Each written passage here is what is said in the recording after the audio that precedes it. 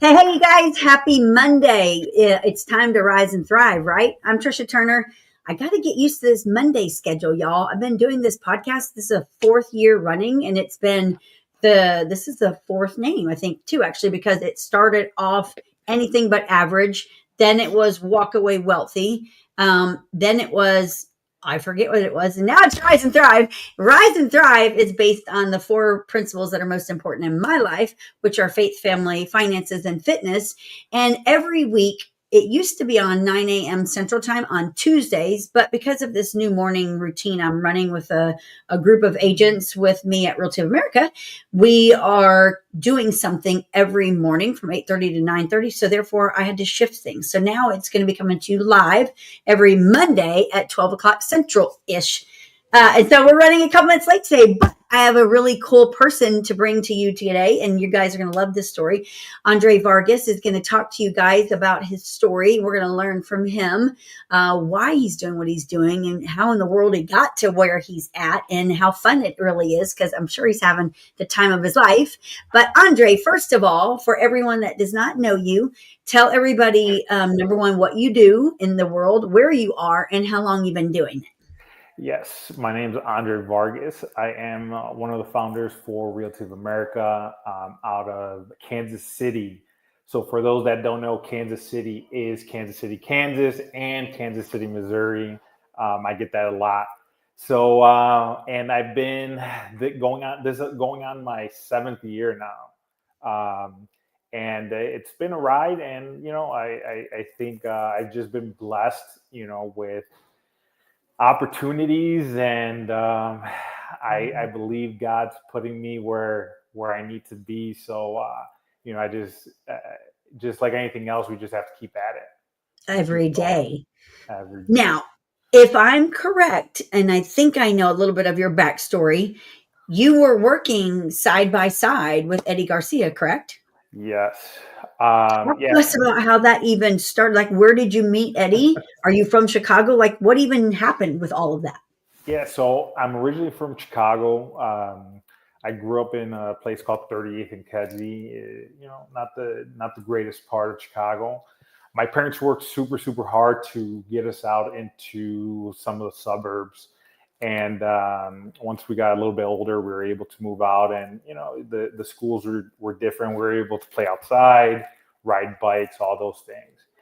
And I went to the military, and so I joined 2011, and the same year I joined, I did my first deployment.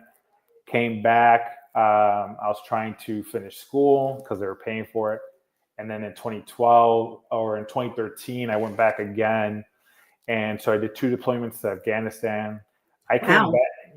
I came back, and I really didn't know what to do. At that time, people still wanted to be cops, so I applied for the state police, and it took me 2 years to get into the state police. Holy crap. Yeah, it was. So Illinois State Police was pretty hard to get into at that time. I don't know what the process looks like now. Maybe it's easier, maybe it's not.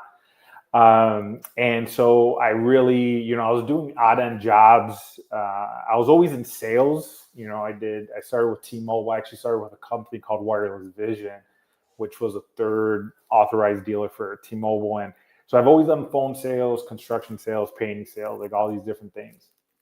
And then what ended up happening was when um, once I came back, I graduated school. I moved to Kansas City. That's how I found out about Kansas City. I was only there for 8 months, kind of went back home. And then that's when I was still in the application process for state police. That's how long it took. Once I came back, I was supposed to start June 5th of 2018. And what ended up happening was I quit my job, and I'm like, I'm going to take these 3 weeks just to relax. While I was relaxing, I'm like, you know what? I've always wanted to do real estate. Let me just get my license. That way, when I graduate from the academy, I could do that as like a secondary. And I went into the class, and it was a 1 week class, but it was like 8 to 4, 8 to 5, something like that. And so I was getting closer to attending the class. I said, hey, you know what? if I pass this, I'll do real estate. And if I don't, I already had the state police ready to go. And so during the class, I met up one of my friends who worked at the time, Realty of Chicago. So Realty of Chicago turned into Realty of America. And so I sat down with him and he said, I'm like, hey, what should I do for like to become a realtor? And he's like, he really didn't tell me anything. He just like, finish school and then come with me, I guess. And, and I didn't, real estate wasn't like flashy at that time, right? Like I wasn't really on social media, so I didn't know, I didn't know if real estate even made money. To be honest with you, I'm just like, man, if I could make 35,000 a year on real estate, I'm like, that would be awesome. Wow. Because that's what, like that was my thought process. And Is then that what the police were making? no, because at that time where I was at, that's what roughly I was making. Okay. And then so I'm like, oh, maybe I'll get a little bit more time. And then when I seen what the police was making, I'm like, okay, if I could at least make maybe 65 a year, I'll be fine, Okay. And then so what ended up happening was I still remember I had to wake up at 3 a.m. because Springfield, Illinois is where they do the academy. So you have to go pick up all your stuff. So I already passed everything. I was ready to go. They gave me, I still have my letter somewhere. I scanned it into my Dropbox somewhere. And I had to call one of my friends. He's a CPA and he does notary. I called him and I said, hey, I'm really sorry, but I forgot to notarize one of the paperworks. And he's like, can't this wait? I was like, no, I'm driving down, And so when I ended up driving down, I don't know, there was something, I guess this is God's intervention, but in my heart of hearts, I'm like, man, I just don't know if this is the right thing to do, because that was it, like once I'm there, I'm kind of there. Yeah. So, I called my mom and I said, hey, I really don't think this is the right move for me, She's like, well, what are you going to do? I'm like, well, I passed my real estate exam.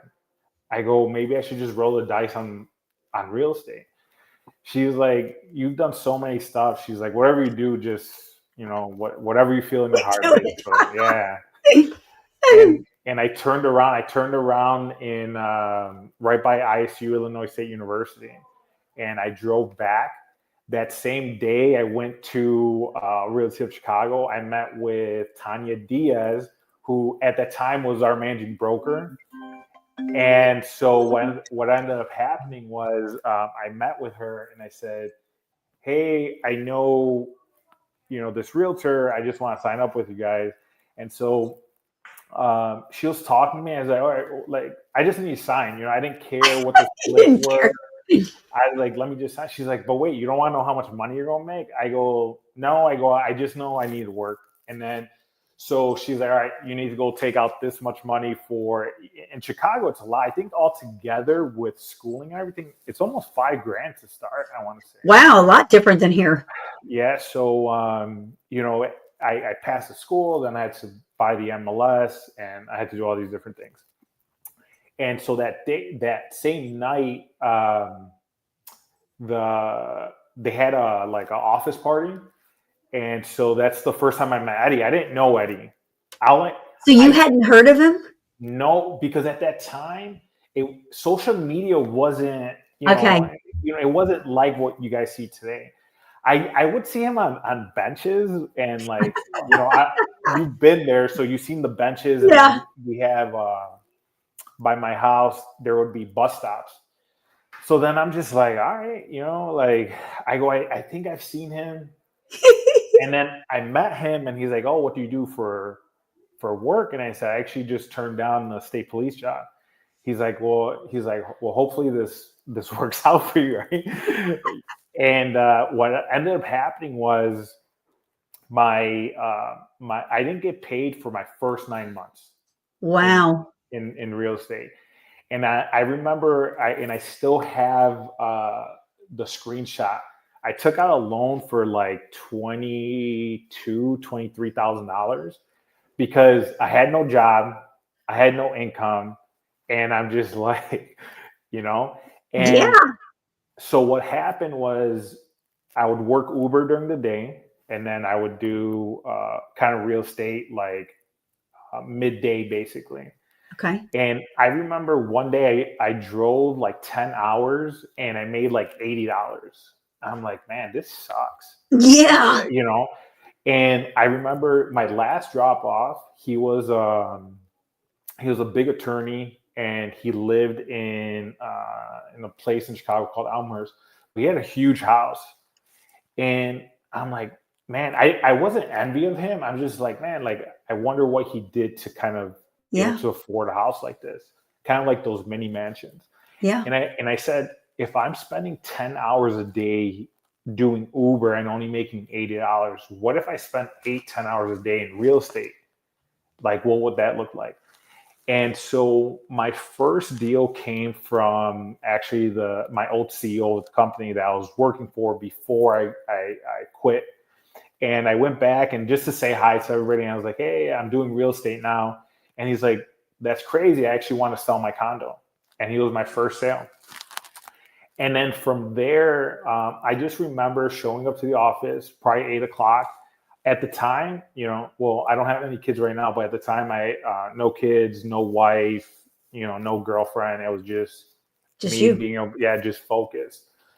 And I remember that I always heard this from early on because I used to listen to a lot of business books and all these different things. Early on, I always heard that, there's a difference between working in your business and working on your business. And I never understood what that was till I did real estate. And then, so one thing I realized was once I did real estate, the 9 to 5, 9 to 7 was working in my business.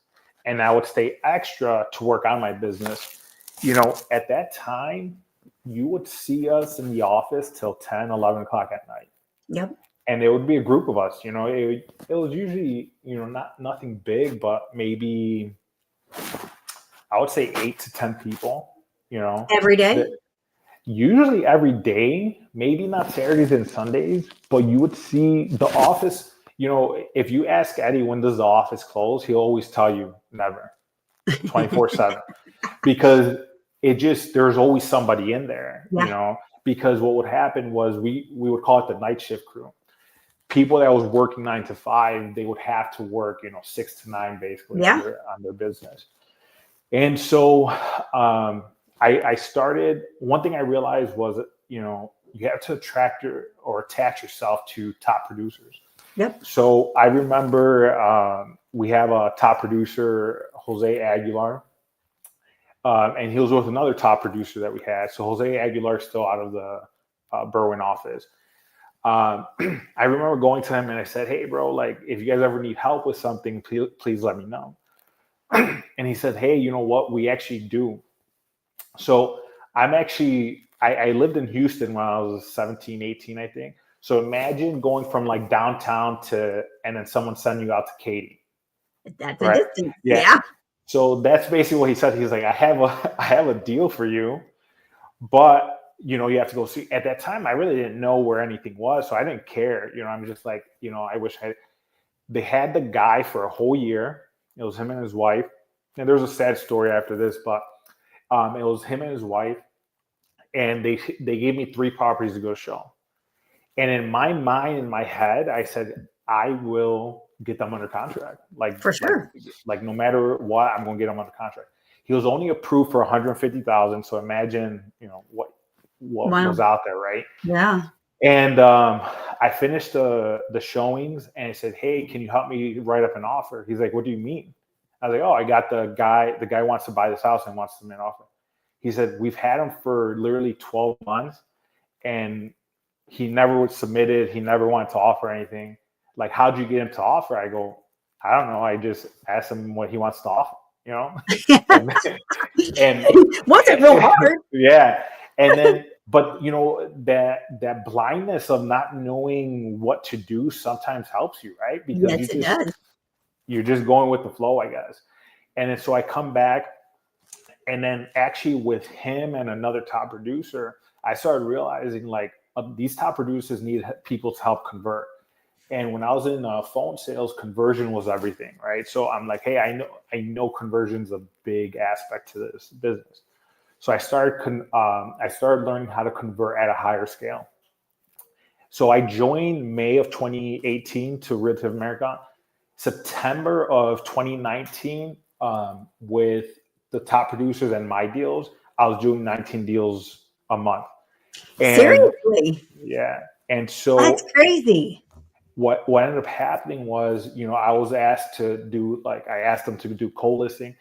And at that time, we didn't need the buyer's agreement like we do now. Oh yeah. So I was a big component, my success, there was a big component of open houses, and I mastered the open houses. And what I would do right after the open house is I would say, hey, is there other properties that you guys would like to go see? And that's when their whole shift, like that whole like mentality shifted in clients, because they're like, wait, I've been with my realtor for 3 months and they haven't shown me a single property because too busy, too high, Oh whatever. yeah. And then I was taking, clients that way.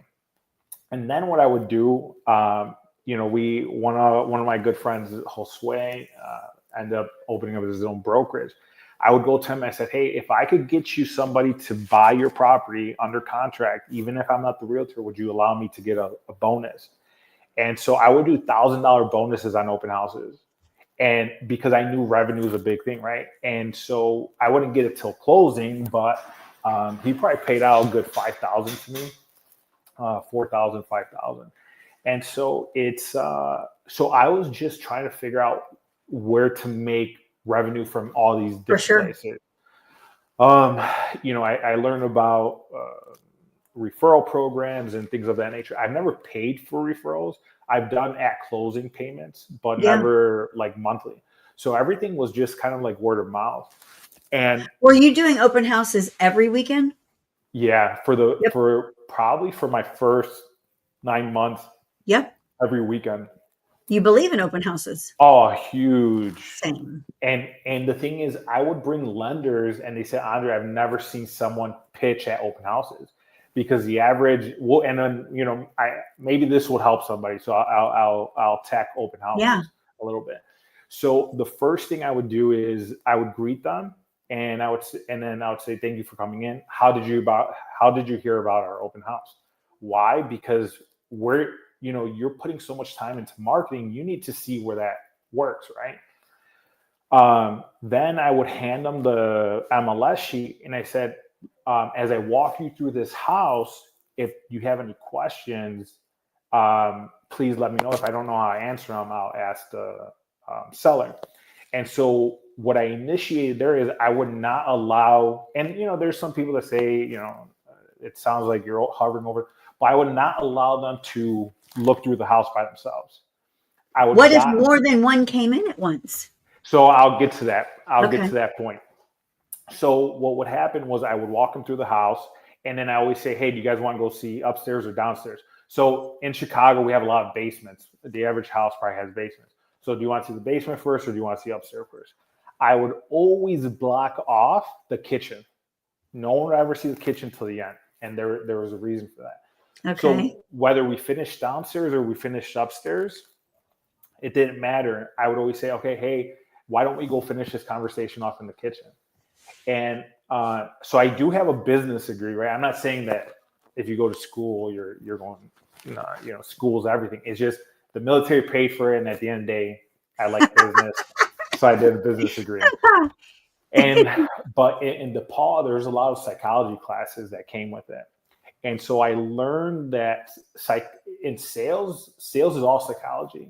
If you look at Walmart spent millions of dollars for their logo, color, demographic, information, all that stuff. So I put that into real estate. So, I would go, everyone wants to see the kitchen. Like, kitchen is the focal point of any house. Yeah. But the psychology aspect behind it was, instead of standing up with them, I would sit down.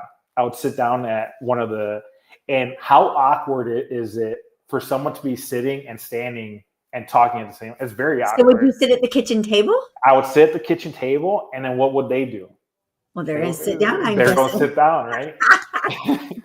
And so now what I would do is I would say, hey, just so that I could show you guys what your numbers would look like. And then boom, I would train them on the MLS sheet, what to look for, because market time matters, the list price versus, starting price, all that stuff. Public water versus, in some areas, wells or whatever the case may be.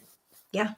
Then I would teach them that. Then I would go into I use something called Car's mortgage calculator. And for those of you out there listening, if for whatever, like if you guys, I'm an open book, I'm an open book. So you guys, whatever you want to ask me, whatever systems I use, I'll let you know.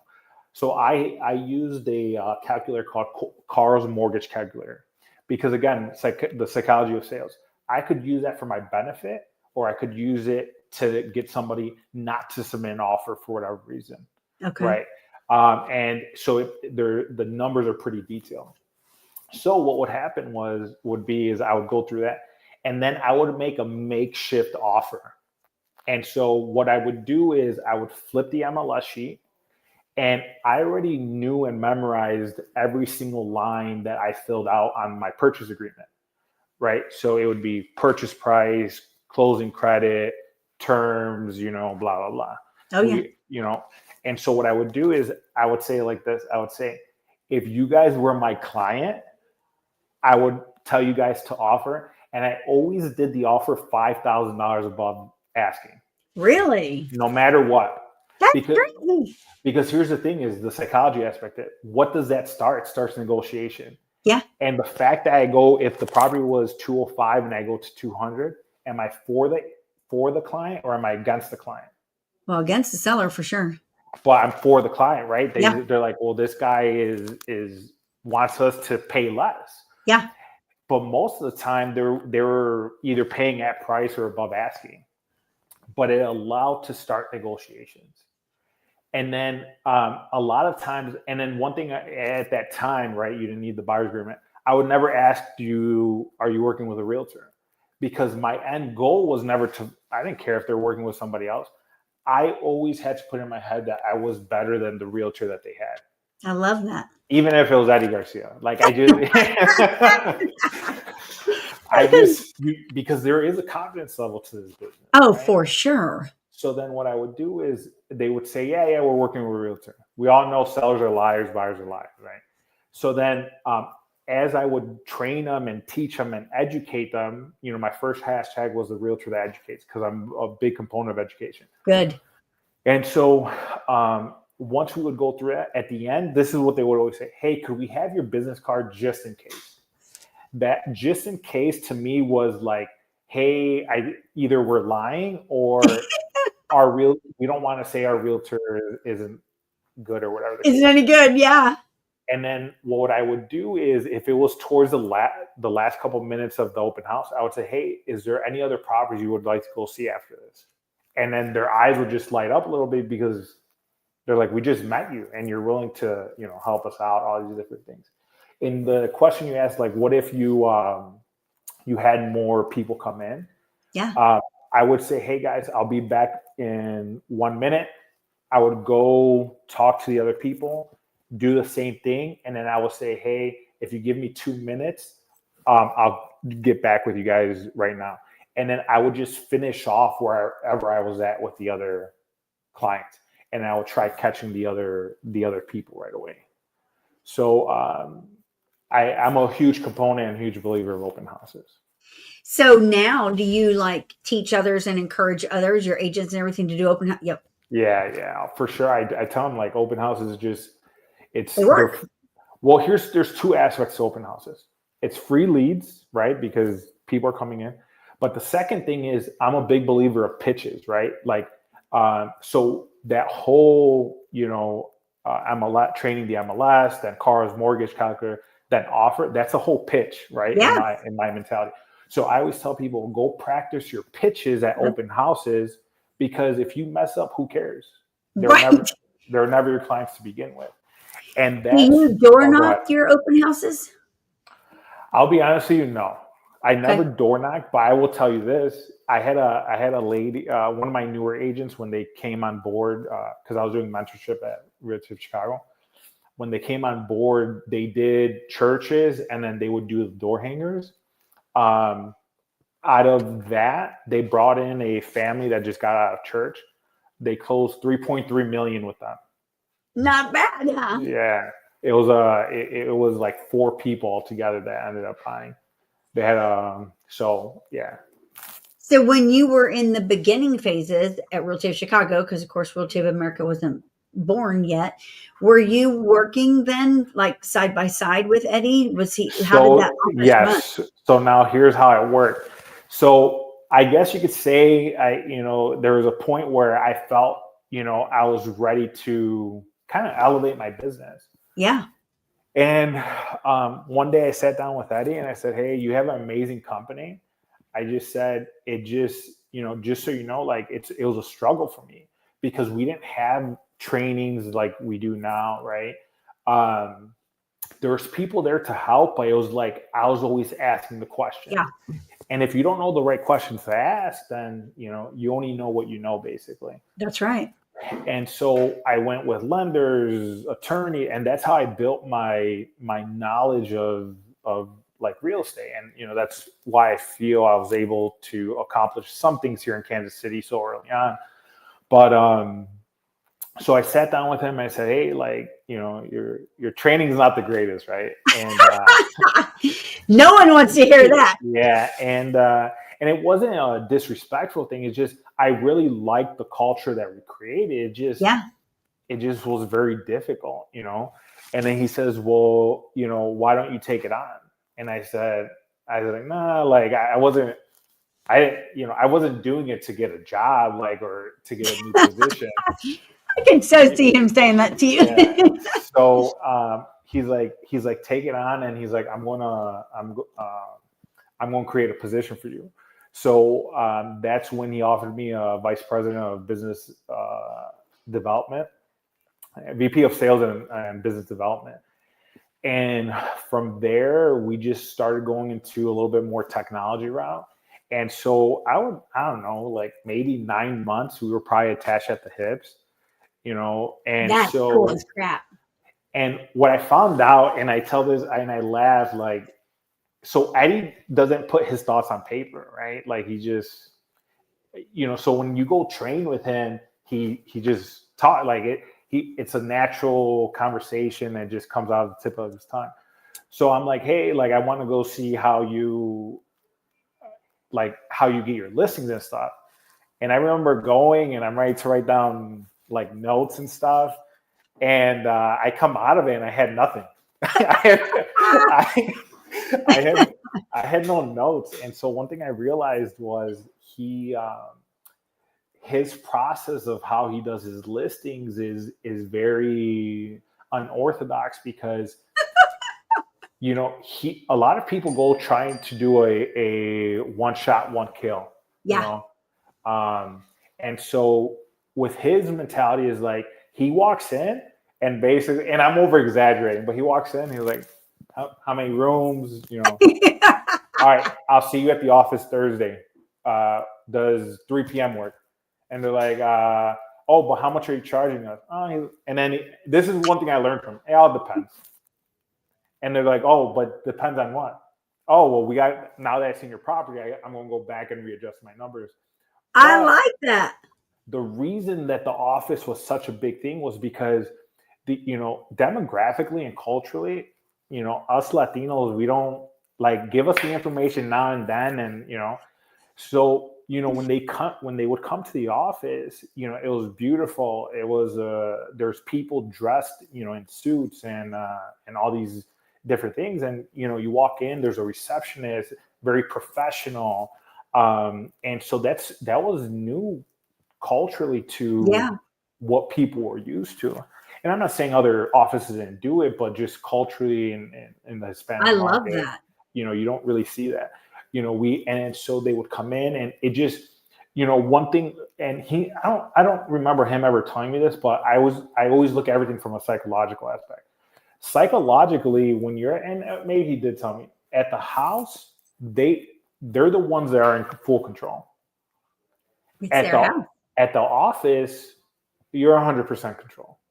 And the difference between, when you go to a home, and I'm not saying that you shouldn't do one stop, one kill, get the listing agreement, but there is a trade-off with bringing somebody to the office I because could see that.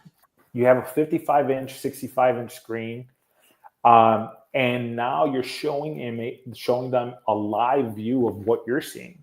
Yeah. And this is just me being honest. I'm not saying that this is correct. I have never gave anybody a CMA because psychologically, what do? They only care about the numbers. Oh yeah. So and then the CMA, when you do a CMA, it forces you to put in a purchase price. Yep. Or a sale price. So I never did it just due to that fact. And I'm not saying CMAs are not good or you shouldn't do them. It's just, it was better because now they're at the office, and then now you guys could come to an agreement based off what you're both seeing, not what they're seeing just on a piece of paper. I love that. So have you carried that same methodology to listing presentations that he did? I've never heard that before. Yes. Okay. Yeah, because I see where he's he has a lot of listings, so it's one thing that he always said. He said, Andre, he's like, I never had to reinvent anything. He's like, I just copied off of other people's success, and I've heard that a lot over the years with a lot of successful people is that, you copy other people's success.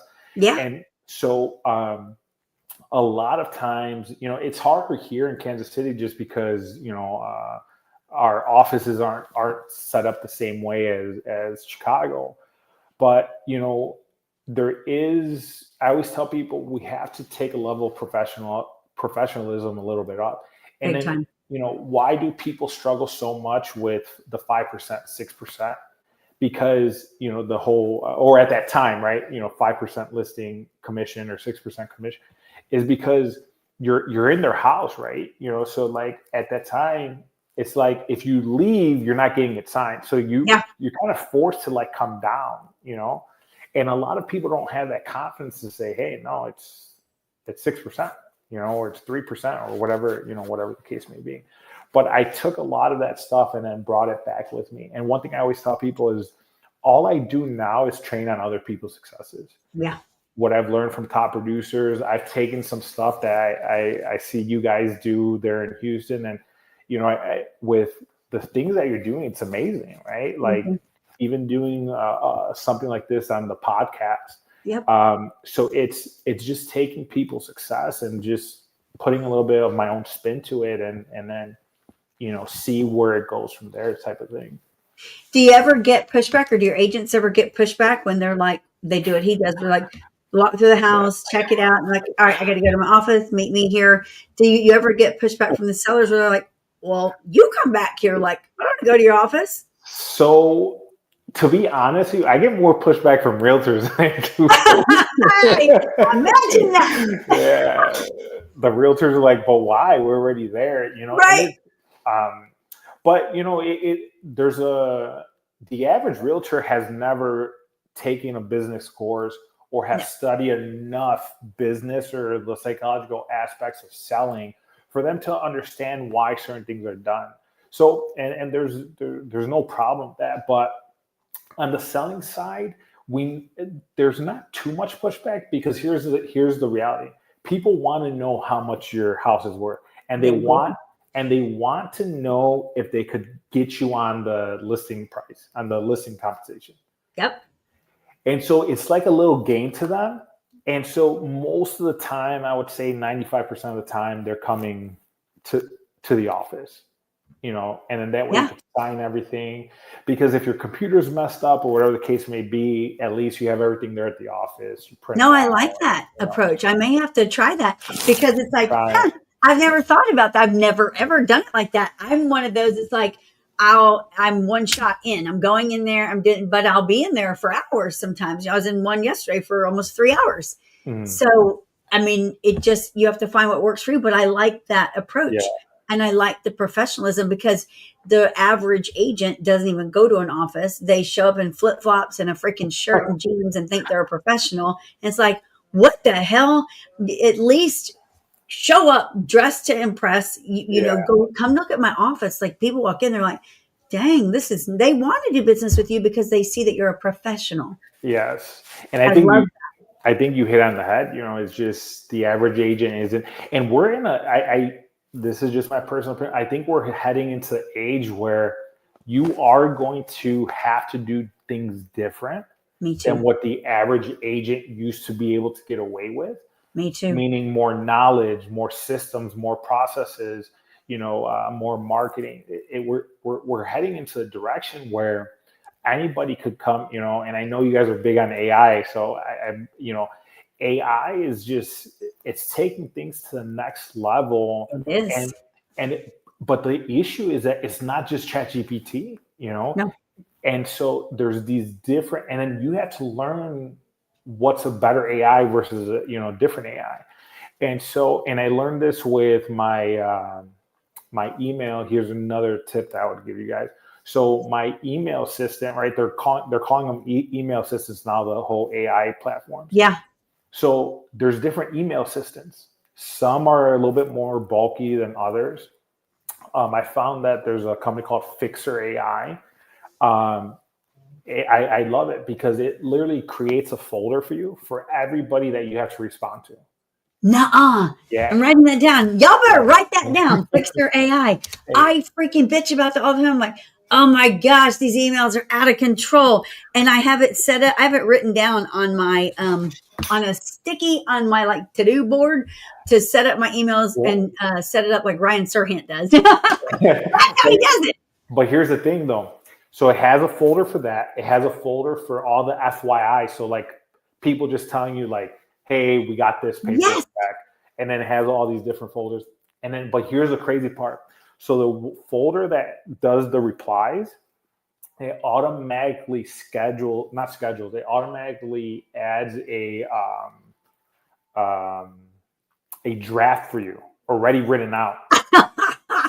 And here's the heaven sent. Yes. And here's the crazy part. If it deals with calendar times, it will go based off your calendar times and give you, like, you could click, it suggests 2, 3, or 4, and you click, let's do it for 2 p.m. and it'll add that back into your draft template. I'm telling you, it's amazing. That's game changer. Yeah. Like if anyone, you could just end this podcast right now and be like, that's my takeaway. That just will change my life. Yeah. That's cool as crap. That is the beauty of collaboration. It's like actually helping other people. You know what's super cool? I think, Andre, one of the things I noticed right away, because I've been doing this for like 22 years.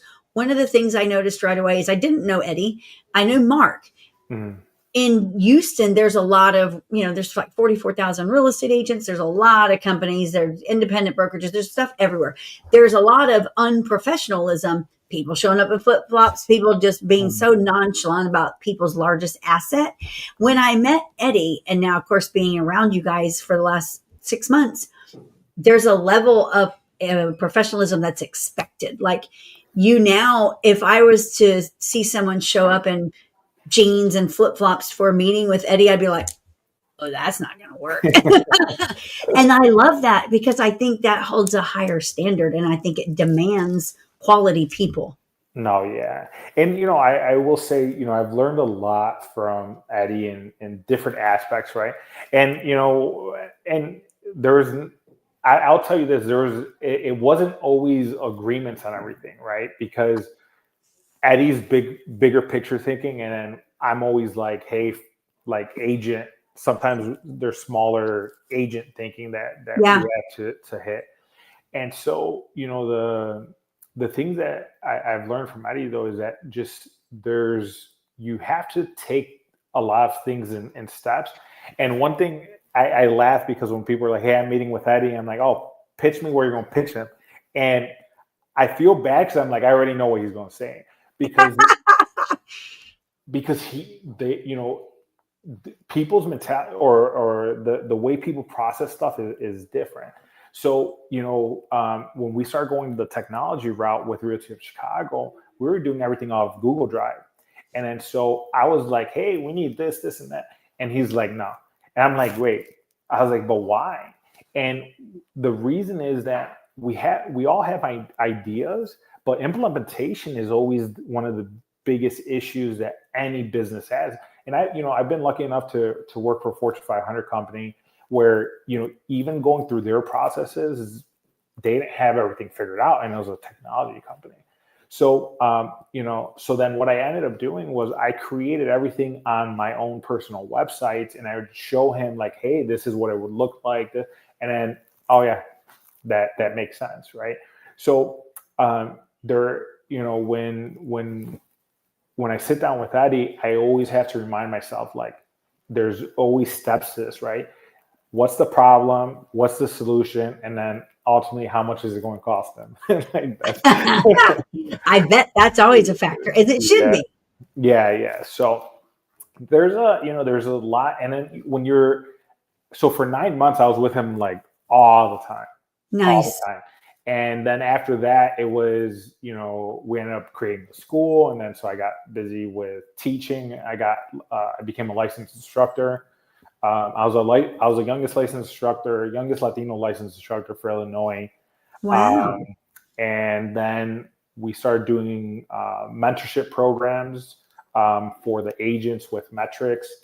And so, but every single day we would talk, and he would say, hey, he would show us different ways of thinking. And then, there was always like this bigger picture thinking as well. And I laughed just because something came up to my mind when I met Alicia from Dallas. Alicia. Yeah. She goes, Andre, she's like, I'm sorry, but I feel like I'm talking to Eddie right now. I was like, oh, geez. Yeah, she's like, everything, the question, every time you answer, it's like if he was answering. So I don't know. Maybe that's from all the conversations that we had. And even but just think of that. That's like the amazing education for you. Yeah. So, and I think crossing over, like just to talk a little bit about what we've done here in Kansas City. Yeah. We started in December. We had 2 snowstorms, so nobody went out. So let's say that we fully started in January. We had 1 agent, and I barely met the agent for 5 minutes in Chicago. And when I decided to move out here, I reached back out to him. I said, hey, do you really want to do this? And he's like, yeah. And then so we just kind of went to work. No one knows who I am. No one knows who Realty of America is. No one knows Eddie. No one knows Mark. And so now we're at 15 agents. We have 45 listings, I think. Oh, that's awesome. 7.3 in volume. We have closings. People are starting to realize, what we're doing. Yeah. But, something that I took from my days in Chicago is we now have an in-house photographer, and a lot cheaper than what they're getting. We're $5 cheaper than any package that you could find out there. And a lot of these other companies, as big as they are, they don't even have that. No. And then we create a transaction coordinating team that charges $150 for Realty of America agents here in Kansas City. Super nice. That beats out any services that are out there. And for sure. And then if you go to any other company, you're talking about that's $350, $450 for a transaction coordinator. Or more. And before we even open, we did the turkey giveaway. I don't know if you were there for any of the turkey giveaways. I was just coming aboard. Okay. And so that was out of my pocket. That wasn't, we did it because we knew that we wanted to establish something in the community. And there's no other agency doing that out here. No. But Andre, when you were in Chicago, like y'all were doing Realty of Chicago, did he come to you with this grand vision of, I want to build Realty of America and this is what it's going to look like? So let me tell you what happened. So I was working 7 days a week, newly married. We were married probably at the time for like a year. And I was doing 2 classes. So I was doing a class on Saturday and a class on Sunday. And those were 8-hour classes. Wow. And so that was super. Then Monday through Friday, I would probably get home at 7-ish. And so I just never seen my wife a lot. So I said we had the opportunity to move to Mexico for about a year. And I remember sitting down with Eddie and I said, "Hey, I'm going to like back off from my duties."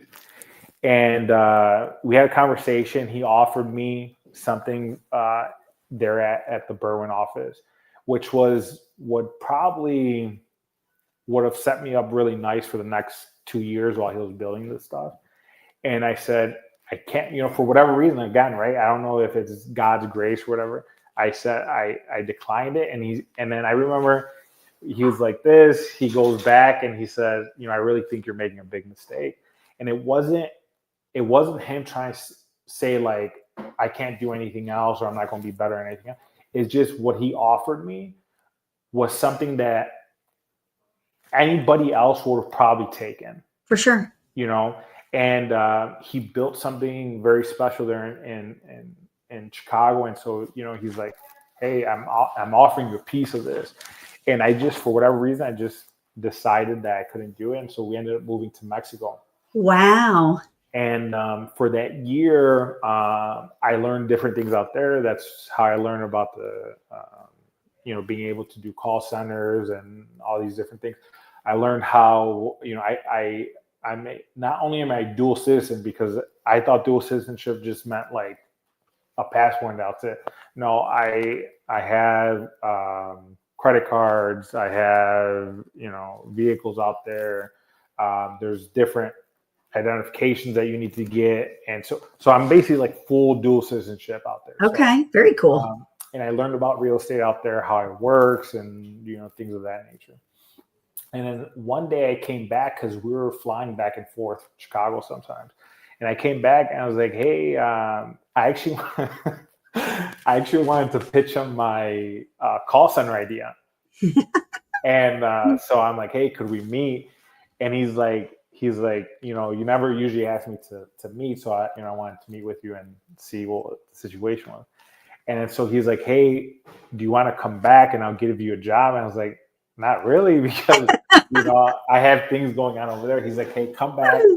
I'm doing something big. I just can't tell you. And I'm like, oh. And Eddie likes to, make things a little bit more. Oh, yeah, surprise. So then I'm like, I go, let me think about it. And then, so I agreed to come back. And he's like, hey, give me till March. And I think I came back in October. He's like, give me till March. And so March came around, nothing. The next month, nothing. And then finally, him and Mark came in because he was flying in. And the crazy part is like during that time, I would see Victor come in. I would see Andres, Alex, all the founding partners come in. And I'm like, what is he doing? Like, what's going on? And he was always all secretive. And I've met Victor before. So, and I remember like, I was being nosy. And I remember Victor saying, hey, this is going to change a lot of people's lives. I didn't know what he was talking about. He just, he made, and I said, if Victor is willing, because again, right, I didn't have to come on board with Real to Yeah. So when Victor said that, I said, if for somebody of his stature to kind of like say that, and he didn't even know I was listening, right? But I was like, man, I guess there's something big going on. And then finally he sat down with me. He said, hey, where do you want to move to? Because I told him, I said, the only condition for me to come back was that I was able to move to a different state. Because I guess we just wanted to, whatever. And then, so I said, hey, I've always said Kansas City, but he says, if you want to go to Texas, let me know. I think I could link you up with Mark. The issue is that I lived in Houston. Houston's too hot. I'm sorry, guys. no. I used to live in Katy. So I'm like, no. I was like, not Houston. So we went to Dallas, Austin. We went to Georgetown. We went to all these different places, but Dallas is just too big. Texas is just too hot, and Texas is a so hot place. yeah. So it is, So I said, so finally I went back to him. I said, hey, I'm going to Kansas City, and I remember Mark was like, like what's in Kansas City? I'm sure. I'm just like, I just really think Kansas City is on the up and up. And if, for those that don't know, like we're getting a huge amphitheater. The Chiefs might be moving stadiums. Royals might be moving stadiums. You're talking about, 9 billion in development. Panasonic came here. You have Google, you have T-Mobile. So it's becoming a little bit of a tech company or city out here. Okay. And then there's just a bunch of land out here that is buildable, which is a lot different because Chicago doesn't have any land, right? Right. So I'm like, man, I think Kansas City is the way to go. So he's like, when would you move out there? And at that time, I think it was in May. And I was like, oh, well, I'll move like when we launch. He's like, oh, I'll tell you when we launch then. And I was like, come on. Really? And then so it was a Friday. And he's like, I was like, all right. He's like, would you move Monday? I was like, you know what? Yeah, I'll move Monday. I don't care. And he goes, I'm not joking. I'm like, I'm not either. He's like, he made me call my wife in front of him and Mark. That's hilarious. Yeah. And he's like, hey, are you guys okay with moving to Kansas City? Andre would leave Monday. And my wife's like, yeah. She's like, whatever he decides, I'll back him up, which I love her for. Yeah. And I ended up moving on Monday. Dang. On that Monday, I forgot whatever day it was, but that Monday is when I met my first agent, and we just went to work, started talking to agents, and it was a little bit difficult because we weren't even open yet. Yeah. We didn't launch till September, so I didn't even know the comp plan. I didn't know what rev share was. I didn't know any of that stuff. And at that time, I was just like a regular agent. And when I went back to Chicago after we launched is when I got promoted to founding partner or anchor partner for in Missouri. Isn't that crazy that look at what your life has, how much it's transformed, but changed. And now that you understand like the rev share concept and the cloud-based world and what it can build, doesn't that like blow your mind? Yeah. And I'll say it, my first check in rev share was 700, like and it's not a lot, right? Compared to but I said, man, that's pretty cool. It is, isn't it? I'm like, that's pretty cool. And then, just been blessed to kind of go from there. And, I'm blessed for the organization. I have Chad Smith within my organization, and he's been a blessing in itself. He is. When I first met him, I'm like, man, I don't know if he's going to like me. And I didn't know anything about him in the sense of like, he's really big into church and all these different things. And, now we talk on a pretty regular basis and, just kind of feed off each other. The alignment is there and everything. And then, seeing what you guys are doing. And, so it's exciting, isn't it? Yes, very exciting, very exciting. Do you look back on your life in these last few years and just what if you would have continued driving on to be a cop? Always, I bet. I was like, man, what if, because what I haven't even hit on, and I'll just say briefly, like, when I was still under the VP role, we're traveling almost every 3 months. Yes. Each time we left, it was almost 10 days. And, you can't get that at a 9 to 5. No. No. So it's like just that alone was amazing. Blessed to see, and we still have more things to do, more things to accomplish, but we're chugging away, and I think Real Estate America is at a place where we're just going to see bigger and bigger growth. And one thing that I love, and I know you talk about this, is this was built by top producers for top producers. Yep. And so everybody's still active. Yes. Still active selling. So we know the needs of the market. And I think that's huge when it comes down to decision making. So it's crazy, and it's really cool because I speak on it a lot because, again, I am a broker, and I've been at all of them. I've had my own, I was at EXP for 5.5 years, which is the founding rev share model. And it's a great model. Clearly it works. And Glenn Sanford was smart as crap creating it. And now it changed forever, the real estate industry. But being in that environment and seeing, how that was built in the foundation, and it's built by leaders and it's run by leaders. But a lot of those people that are in the leadership roles haven't been on a listing appointment in 10 years, 12 years. They haven't sold a home in years. So you can't really speak on what the market's doing or how to train agents if you're so far from it.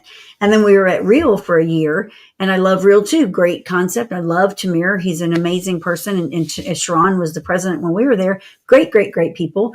Tamir lives in Israel, and then he has a place in New York too. And then Sharon, of course, was the president, and those two were running the company.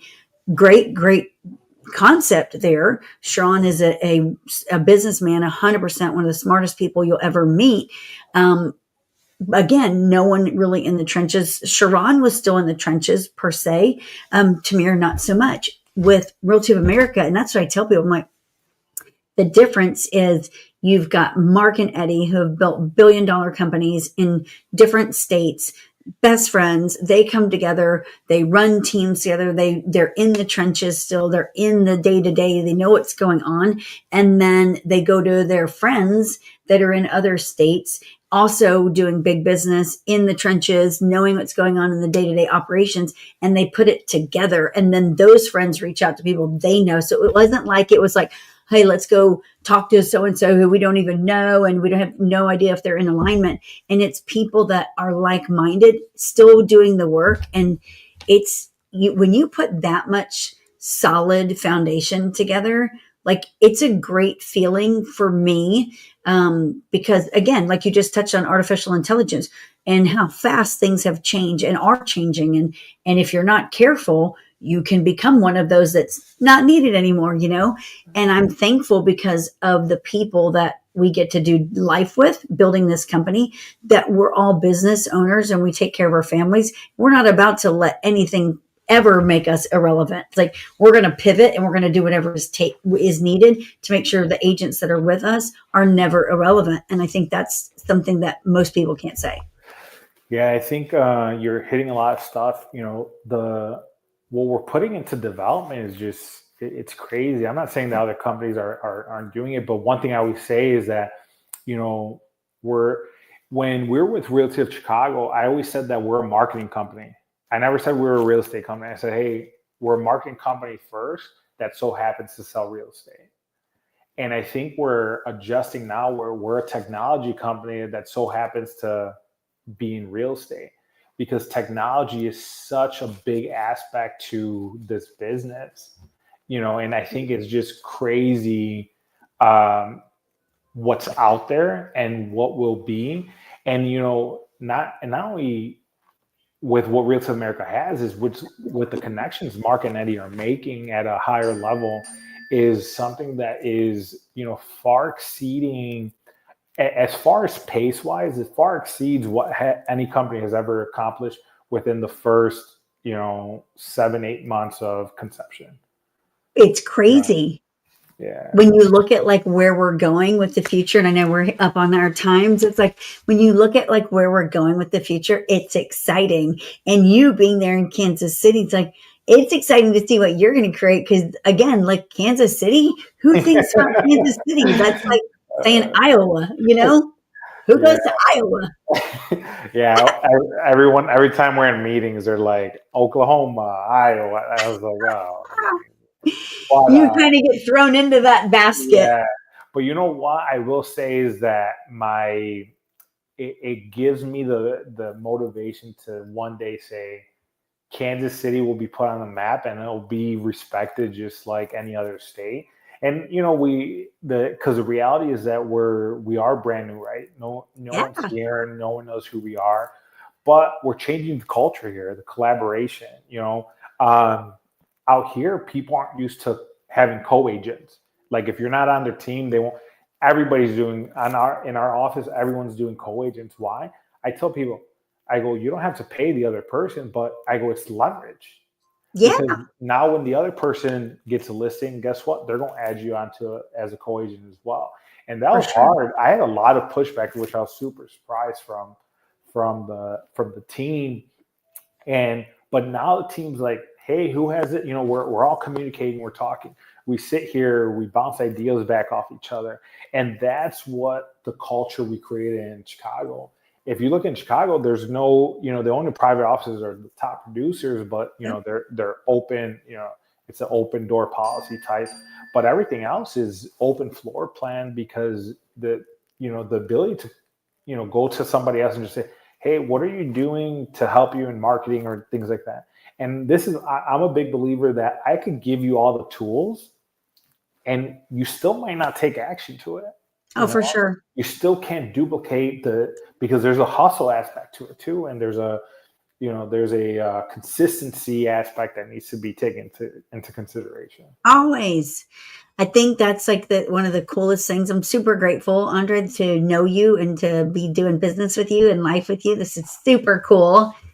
I know as we are up on our time here because we got to everyone get to work, of course. Yes. Andre, for people that are like wondering like about Kansas City, about Realty of America, what it was like to work side by side with Eddie, how can they get a hold of you?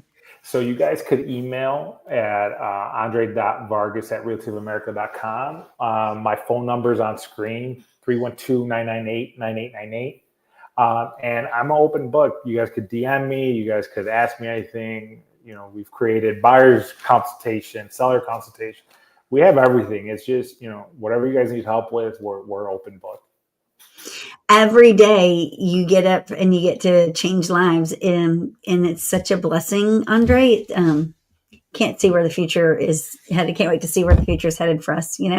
Likewise, and I'm very honored that you let me be on your platform, and for sure. I wish you nothing but great success, and like God, still be in you, and I see your videos and with the single mothers out there and with kids with disabilities and you make no excuses. So I want to make sure that I let you know that we appreciate you very much and everything you do, and we love seeing you guys grow too. So we love it. You guys, if y'all want to learn more about Realty of America, make sure and reach out to us. Stay tuned for the next episode next Monday at 12 a.m. or not 12 a.m., 12 p.m. Central Time. You guys have an amazing day. Thank you, Andre. Thank you, guys. Bye, y'all.